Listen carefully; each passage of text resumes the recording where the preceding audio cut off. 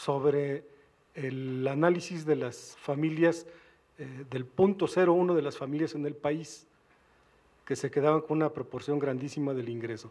No sé si podría hacer algún comentario al respecto. ¿Alguna otra pregunta, comentario? ¿Nadie más? Bueno, entonces vamos a pasar a los comentarios finales. Pueden aprovechar para hacer, tenemos 7 minutos, pueden aprovechar para hacer brevemente un cierre de sus aportaciones, cada uno de ustedes, ¿no? Entonces, le voy a dar primero la palabra a Araceli, ahora invirtiendo el orden, y vamos a terminar con los comentarios de Luisa. No, bueno, nada más no conozco el trabajo y yo creo que, pero digamos es como muy emblemático porque finalmente, por ejemplo, 40 familias deciden el precio de los alimentos del mundo entero, ¿no? O sea, digamos como una tendencia global, ¿no? A esta cuestión de la gran concentración del ingreso. Y bueno, digamos, yo nada más quería comentar que de aquí, el análisis de los objetivos del desarrollo sostenible, va la cuestión de el modelo mexicano que continúa profundizando, ¿verdad? Lo que ya se tiene, o sea, no hay visos de un cambio de la política económica y mucho menos social, ¿no?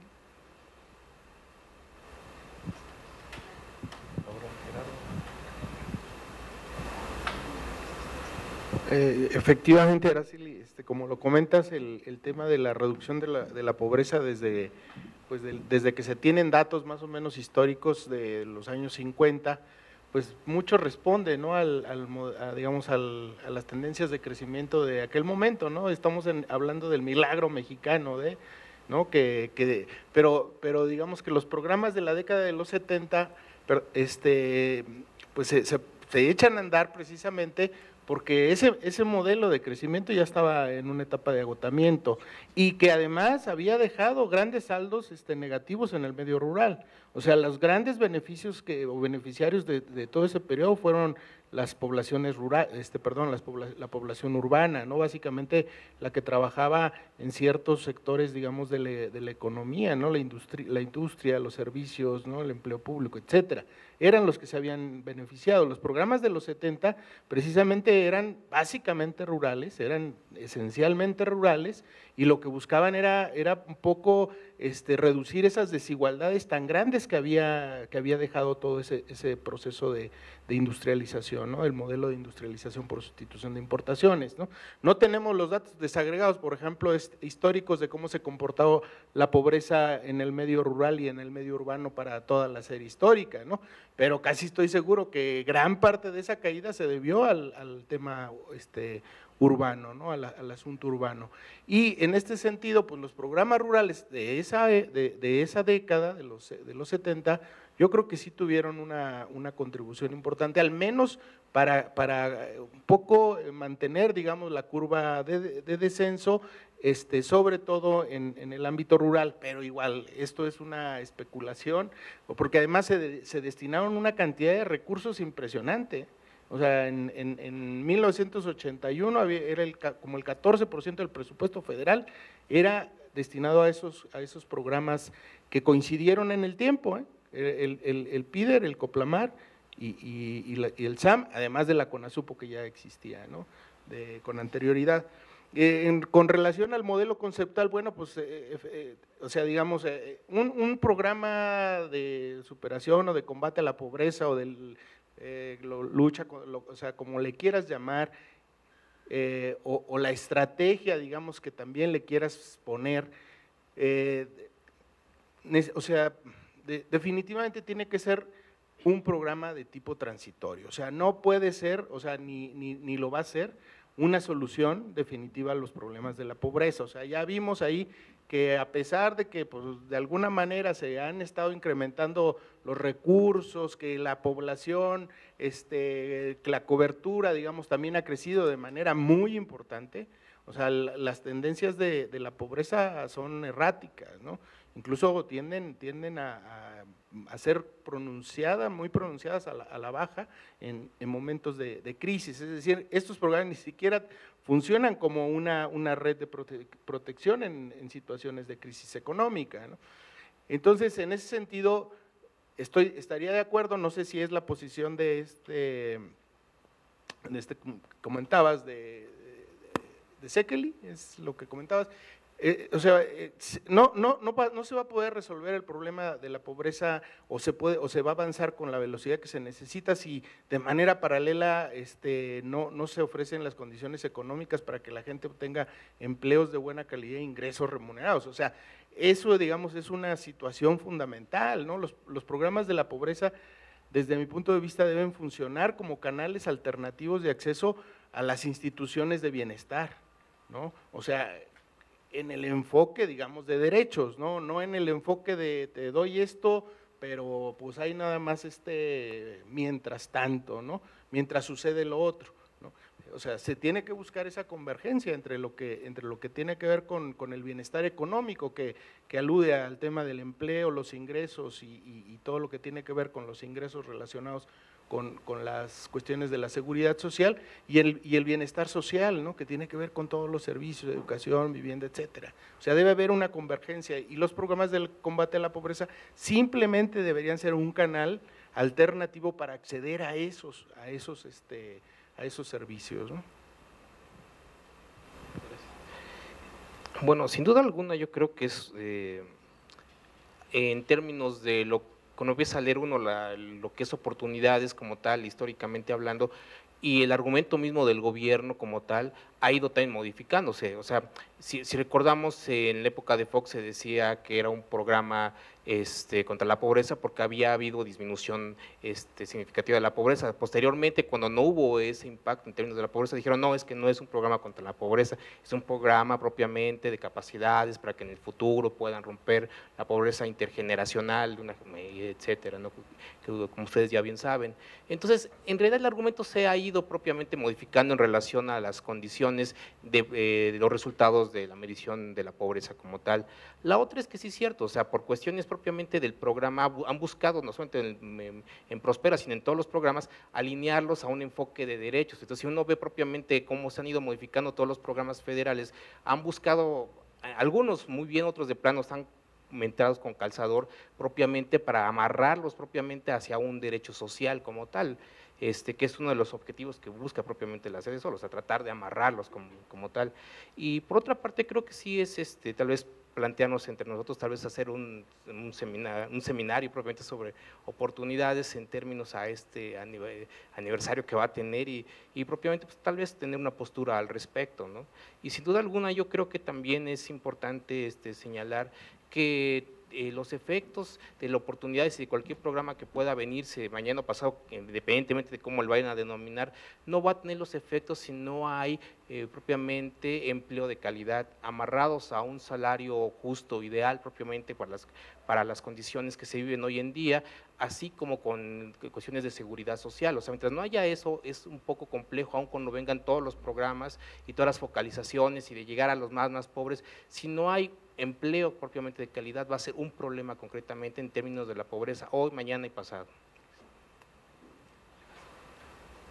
Bueno, aprovecho una pregunta para Luis, porque, perdón, a ver, señalaba, con tus resultados mostrabas que propiamente Bolivia, lo que ha hecho ha sido, ha tenido efectos PROPUR propiamente, ¿no? Si bien entendí, entonces, concretamente, México, ¿qué hicieron ellos que no estamos haciendo nosotros? Sería la pregunta.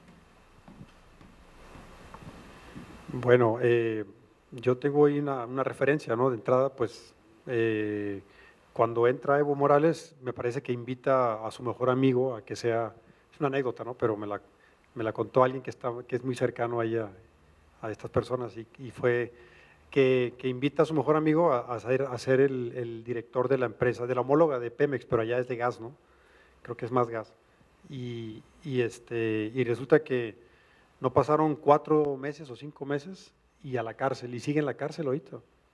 Era su mejor amigo, ¿no? Entonces, bueno, esa serie de medidas pues, que tuvo que aplicar, ¿no? Y de ahí, pues, no, o sea, generalmente son medidas redistributivas, que es un poco también lo que algunos autores plantean en cuanto a paguemos la deuda social, ¿no? O sea, no es no pagarle al capital, o sea, el capital como tal es como que decirle, vamos a renegociar, ¿no?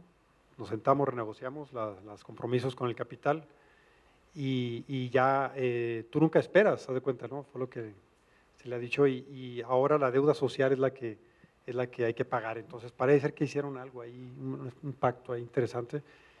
Pero bueno, tengo una lectura que si quieres te la recomiendo donde ven muchos detalles, cómo hicieron, qué programas hicieron, que es un poquito largo, ¿no? Platicarlo aquí.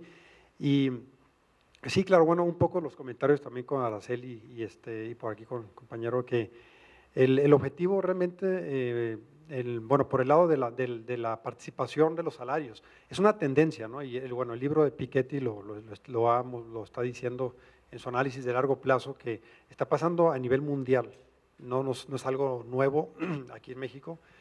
Lo que pasa es que aquí yo creo que nos agarra otra vez como las situaciones a nuestro país, ¿no? Que nos agarran un poco fríos y un poco lentos y fríos, yo diría así en esa parte, porque en Canadá, por ejemplo, están asustados porque les cayó su participación de los salarios en la renta nacional, les cayó de más de 60% a 52% en 10 años, en 10, 15 años, y están asustados. Pero todavía pesan más de 50% del PIB, ¿no? Los salarios en Canadá. Y aquí pues nada, no pasa nada, o sea, como que pues, se asusta tal vez a nosotros como académicos y lo decimos, pero para que se haga alguna estrategia sobre esto, yo también me atrevería a decir que hay una clase empresarial en nuestro país, una gran clase empresarial que se ha visto beneficiada, que sí puede pagar salarios más altos y que se haga un estudio de costos, tan sencillo como un estudio de costos, en el cual se vea cuánto le está pesando en su nómina, en sus costos, los salarios. Y yo estoy seguro que a muchas empresas no les pesa mucho, 7 o 12%, y a otras sí, claro, a las pequeñas, a las micros, que generan mucho empleo también en este país, a esas hay que ayudarlas, pues. A esas sí les pesa la nómina, pues hay que ayudarlas, estímulos fiscales, pero hay muchas grandes empresas que claro que pueden pagar salarios muy altos y se cobijan en las cámaras empresariales y todo esto, ¿no? Entonces, con el pretexto de que generan mucho empleo y generan empleo y pagan salarios de pobreza, ¿no? Que hacen de esto un círculo vicioso. Y bueno, volviendo al tema de Canadá, en Canadá el salario mínimo ahorita son poco más de $15 la hora, en cualquier parte de Canadá, ¿no? Porque aún en Estados Unidos varía, ¿no? En algunos lugares es $8, en otros es 12, pero en Canadá ya pasaron a los americanos hace ratito, y pues $15 es el salario mínimo, nadie trabaja por menos de eso, y con todas las prestaciones de ley, y eso sí que pesa en la nómina, ¿no? Pero al mismo tiempo sabemos aquí, y no es necesario ser economista para entender que eso te genera un mercado interno fuerte, ellos mismos te van a comprar, entonces es algo que es una cuestión también cultural, ¿no? Yo creo, pero también de ley, que habría que reformar leyes aquí en México en ese sentido, con un estudio muy sencillo, ¿no? Y que las empresas ahora sí que no se hagan patos, ¿no? Las empresas que pueden pagar, que paguen salarios buenos, decorosos, ¿verdad? Y las empresas que no, pues que lo pueden demostrar con un estudio de costos fácil, en un programita que lo haga Hacienda, y ahí fácil le va a salir cuando llegue la empresa, ¿no? A hacer sus declaraciones, y podría hacerse no sé, una idea de este tipo. Todas las encuestas de ingreso-gasto en todo el mundo, en todos los países, tienen este sesgo, ¿no? Las CENIC son fenomenales porque tienen una desagregación de las más elevadas en cuanto a su nivel dicho por gente del Luxembourg Income Study, ¿no? Del LIS. Y ellos analizan los datos de la OCDE, ¿no? De este tipo, y los homogenizan, la base de datos del estudio de Luxemburgo, del ingreso. Y realmente pues las encuestas de este tipo subvaloran, subestiman la renta empresarial sobre todo, pero claro, en lo que se trata también es un poco en no demeritarle lo que nos da, ¿no? O sea, en un aspecto de medición, de microsimulación, lo que queremos es ver el comportamiento estadísticamente de la gente, cómo está pagando los impuestos, cuál es su carga fiscal. Bueno, eso sí no se lo podemos quitar, ese mérito lo tienen, ¿no? Y lo que hacemos en un ejercicio de microsimulación, y lo hacen en Inglaterra, lo hacen en España, para ver cómo está la presión fiscal, o sea, cómo, no tanto que la encuesta nos diga cuánto es el ISR que recaudaste, ¿no? Es importante, sí, que a eso se le llama calibración. Si está por debajo de un 60%, pues también como que hay que buscar un equilibrio, ¿no?, con esto de la microsimulación. Pero, por ejemplo, nosotros con la ENI calculamos que el IVA nos dio entre 70 y 78% del IVA recaudado potencial, y controlamos por lugar de compra informal. Ahí no, ese IVA no lo contabilizamos. Es un buen ajuste, es una buena calibración. Y en el caso del ISR nos dio alrededor de un 60%. Sí, por el asalariado, porque el asalariado finalmente, y que tiene seguro social y que tiene, controlamos también por ahí, ¿no?, que fuera trabajador formal. Entonces, esto trae a colación para responder también la otra pregunta, que es, curiosamente aquí estamos invertidos, ¿no? En México, y ya lo sabemos, no está de más recordarlo, la mayor recaudación proviene de los salarios, del impuesto sobre la renta. ¿Sí? Las empresas no están pagando lo que deben pagar, entonces alrededor de poco más del 60% lo pagamos los asalariados. Y claro, los pobres no pagan impuestos sobre la renta, tienen crédito al salario, ¿no?, hasta 4 salarios mínimos.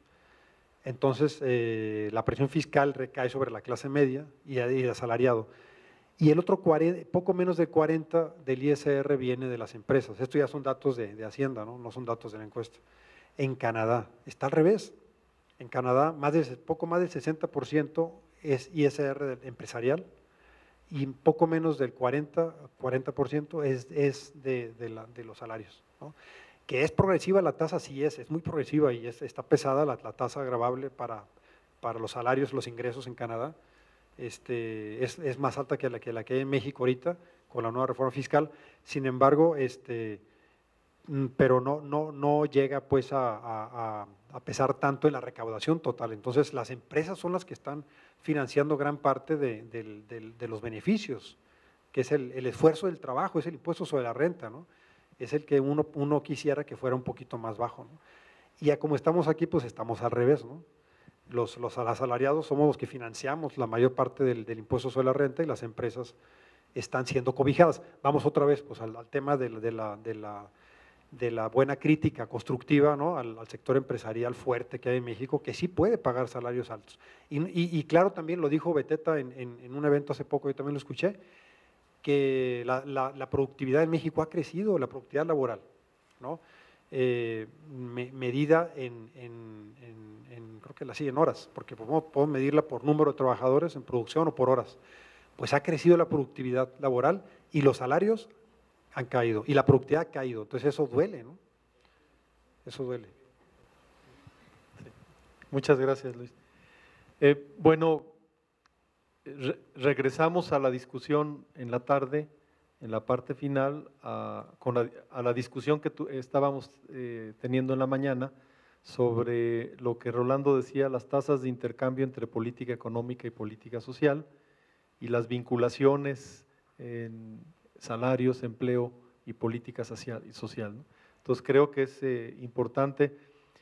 Quisiera destacar en relación a lo que decía Luis, de sectores empresariales que pueden pagar. En el debate que se generó con el documento de la comisión que trabajó para el Distrito Federal sobre los salarios, ¿se acuerdan? Una buena parte de la discusión empresarial fue: no podemos aumentar salarios mientras no se aumente la productividad.